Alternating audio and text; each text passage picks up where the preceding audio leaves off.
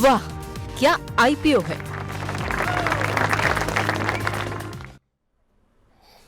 वाह क्या आईपीओ है। खास पेशकश हमारी, जिसमें आईपीओ बाजार को लेकर के जो भी गतिविधियां होती हैं उसकी पूरी जानकारी देने की हमारी कोशिश होती है। मैनेजमेंट का रुख जानने की कोशिश करते हैं, एक्सपर्ट की राय आपको बताते हैं, क्या ग्रे मार्केट प्रीमियम चल रहा है, लिस्टिंग कहाँ हो सकती है, ब्रोकर्स क्या कुछ कह रहे हैं, इन तमाम पहलुओं में बातचीत होती है। और हाँ, इस पर बातचीत करने के लिए हर रोज़ हमारे साथ शौर्य हमारे सहयोगी जुड़ जाते हैं। तो शौर्य, आज एक लिस्टिंग देखने को मिली पर थोड़ी सुस्त रही है यहाँ पर लिस्टिंग, और जैसे कि उम्मीद भी थी थोड़ी बहुत। क्या कुछ आंकड़े कह रहे हैं? जी, अगर गो डिजिट की बात करें तो गो डिजिट की लिस्टिंग हुई है 5% के गेन के साथ। हालांकि जैसा माहौल है तो साफ सीधे से ठीक लिस्टिंग बताई जा रही है, और लेकिन इसमें सब्सक्रिप्शन भी इतना ज़्यादा रिस्पांस नहीं मिला था। अभी अगर बात करें तो लिस्टिंग के बाद थोड़ा और प्राइस होते हुए नजर आया। इशू प्राइस था इसका 272, खुला 286 पर, लेकिन अभी अच्छी रिकवरी देखने को मिली है और अभी प्राइस चल रहा है 310 रुपीज़ पर शेयर का। चलिए, अब आज तो बाजार रिकवरी में है, तो बहुत अच्छी तो नहीं कहेंगे लिस्टिंग, क्योंकि बाजार में जब अब नए हाइज बन रहे हो तो फिर थोड़ी सी सुस्त तो कहिएगी। लेकिन बात सही है, यहाँ पर लोगों का, निवेशकों का भी रुझान उतना सकारात्मक नहीं था। जिस तरीके के सब्सक्रिप्शन के आंकड़े थे, यहाँ पे सबकी तरफ से जो है सब्सक्राइब की राय दी गई थी। आनंद राठी हो, स्टॉक बॉक्स को, स्वास्थ्य का इन्वेस्टमार्ट हो, मास्टर कैपिटल की तरफ से मीडियम से लंबे अवधि के लिए, लंबे समय के लिए होल्ड करने के लिए कहा गया था। अरुण सर, आज की लिस्टिंग के बाद और जिस तरीके से बाजार ने रफ्तार पकड़ी है, क्या सेकेंडरी मार्केट में एंट्री करनी चाहिए, और जिन लोग अभी भी होल्ड कर रहे हैं उनके साथ उनको क्या नजरिया अपनाना चाहिए? विपुल जी, सेकेंडरी मार्केट में एंट्री करने की राय नहीं है, क्योंकि ये स्टॉक ज्यादा जनरल इंश्योरेंस में काम करता है। कंपनी जनरल इंश्योरेंस में अपने प्रोडक्ट बेचती है। लाइफ इंश्योरेंस का कोई कारोबार इस कंपनी में भी नहीं है। पहले भी मैंने यही कहा, लिस्टिंग गेन्स के लिए अप्लाई करके चले, लिस्टिंग में जो भी प्राइस आपको मिले उसमें बुक करके निकल जाए। इसलिए नई खरीदारी की राय तो नहीं है। अगर मेजर करेक्शन आते हैं, वैल्यूएशन चीप होते हैं, देन इस स्टॉक में एंट्री करके चल सकते हैं, पर फिलहाल कोई नई खरीदारी की राय स्टॉक में नहीं। नई खरीदारी की राय फिलहाल इस शेयर पे नहीं है। चलिए, इस बीच जो है नवीन लोडीवाल जी कह रहे हैं, सर मैं आपका शो डेली देखता हूं और मुझे 50,000 रुपये का लॉस था। आहिस्ता आहिस्ता आप लोगों के मार्गदर्शन से मैं अभी 7,000 रुपये के लॉस पर आ गया हूं 1 साल के अंदर। मेरा और इनका सवाल गेल पर है, तो गेल का उत्तर तो आपको कार्यक्रम को शुरू से देखना पड़ेगा, जब कार्यक्रम समाप्त हो जाए तब, क्योंकि उस पर हम चर्चा कर चुके हैं।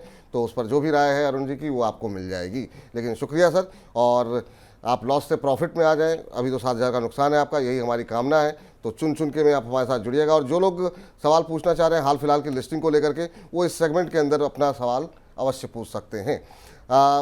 अभी जो आईपीओ खुला हुआ है वहाँ पर क्या स्थिति देखने को मिल रही है शौर्य? जी, अभी जो आईपीओ खुला हुआ है उसका सब्सक्रिप्शन ठीक ठाक नजर आ रहा है। अभी एक तरह से कहे तो आज दूसरा दिन चल रहा है, वो आधा हो चुका है। अभी टोटल सब्सक्रिप्शन है 3.46 टाइम, जिसमें रिटेल ऑलरेडी 10 टाइम सब्सक्राइब कर चुका है, लेकिन क्यूआईबी ने अभी 30% सब्सक्रिप्शन देते हुए नजर आया है। जीएमपी की बात करें तो भले मार्केट में रिकवरी देखने को मिली है, लेकिन इसका जीएमपी थोड़ा घटते हुए नजर आया है। अभी 1-2 दिन पहले 40% के आसपास जीएमपी चल रहा था, लेकिन अभी लेटेस्ट आंकड़ों के हिसाब से वो 31 से 32% का जीएमपी रह गया है, जो अभी 40% था। ठीक है।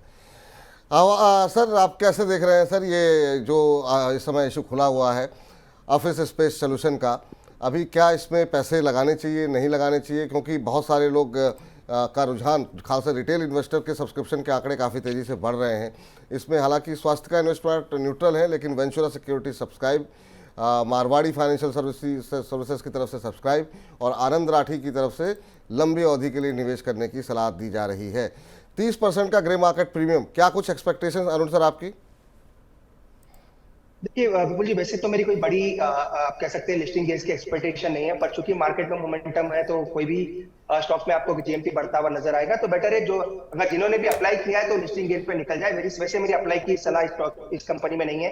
कोई रिस्क लेके कर सकता है, तो हाई रिस्क की जो इन्वेस्टर्स है अगर वो अप्लाई करना चाहे तो हाई रिस्क के साथ ही कर सकते हैं, और लिस्टिंग डे के दिन ही निकलना है। इसलिए अगर किसी को भी रिस्क लेके करना है तो कर सकते हैं। प्योर लिस्टिंग गेन के लिए अप्लाई करें, लिस्टिंग डे के दिन जो भी आपको लिस्टिंग मिले, या 20% 30%, वो जो भी लिस्टिंग मिले आप बुक करके निकलें। ठीक। इस बीच सर हमारे साथ एक दर्शक हैं आयुष अग्रवाल जी, वो आधार हाउसिंग के बारे में जानना चाह रहे हैं कि अभी क्या करना चाहिए। ये भी हाल की लिस्टिंग है, इसलिए हम इसको, इस सवाल को इस सेगमेंट के अंदर ले लेते हैं।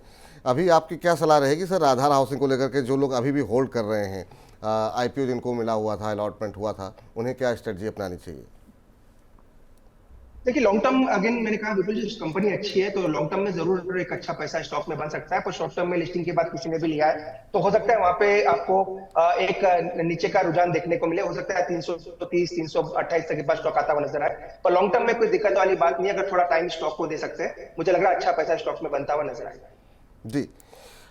इस बीच जो है मोटो जोशी जी की एक टिप्पणी आई है, वो ले लेते हैं। कह रहे हैं नमस्कार विपुल जी, जो आईपीओ एग्जिट पोल या रिजल्ट के आसपास लिस्ट होगा तो अवॉइड करना चाहिए क्या, या फिर रिजल्ट के बाद अप्लाई करें?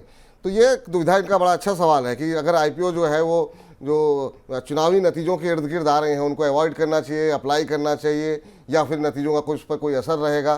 तो एक अच्छा सवाल है सर। प्राइमरी मार्केट में काफ़ी लोग पैसे लगाते हैं, आपकी क्या टिप्पणी होगी? देखिए विपुल जी काफी अच्छा सवाल है, और अगर आप देखें रिजल्ट्स के आसपास तो बड़ा मोमेंटम आपको मार्केट में नजर आएगा, क्योंकि अगर आप इलेक्शन आउटकम देखते हैं तो दोनों ही साइड बड़ा मोमेंटम देखने को मिलता है। तो अगर इतनी बड़ी वोलेटिलिटी बेटर है आप साइडलाइंस बैठे रिजल्ट्स को देखते रहे, वो एक बेटर स्ट्रेटेजी रहेगी। क्योंकि आईपीओ आपको 12 महीने आते हुए नजर आएंगे, तो मुझे लग रहा है एक बार का थोड़ा साइडलाइंस पर है। अगर कोई आईपीओ उस टाइम पे आता है तो बेटर है एक बार का कह सकते हैं कैश के साथ बैठे। फिर कोई बड़ा आईपीओ आता तो फिर अपन री एंट्री उसमें करके चल सकते हैं। तो बेटर एक बार साइडलाइंस बैठे, इलेक्शन के आउटकम के आसपास कोई भी बड़ा आप कह सकते हैं आईपीओ में ना लगाए और कोई बड़ी ट्रेडिंग पोजीशंस भी ना बनाए। बड़ी ट्रेडिंग पोजीशन नहीं लेनी है, किसी बड़े आईपीओ में बड़ा पैसे नहीं लगाने हैं, थोड़ा अवॉइड करें, वो ज़्यादा बेहतर है। पैसे अपने थोड़े से बचा के रखें, कहीं मौका मिलेगा तो फिर लगाया जाएगा। अब तो दिन ही कितने रह गए, हफ्ते 10 दिन की बात रह गई है। 23 तारीख हो ही गई है, 4 तारीख को नतीजे आएंगे और उससे पहले ही खेल शुरू हो जाएगा। एग्जिट पोल और तमाम चीज़ों से तमाम जानकारियाँ जो है वो पहुँच जाएंगी। थोड़ा सा इंतज़ार कीजिए और यही रणनीति आपके लिए सही रहेगी। शौर्य, बहुत बहुत शुक्रिया, बहुत बहुत धन्यवाद आपका ये तमाम जानकारी, तमाम अपडेट देने के लिए। चलिए तो अब वाह क्या आईपीओ को यहीं पर समेटते हैं। वाह क्या आईपीओ है।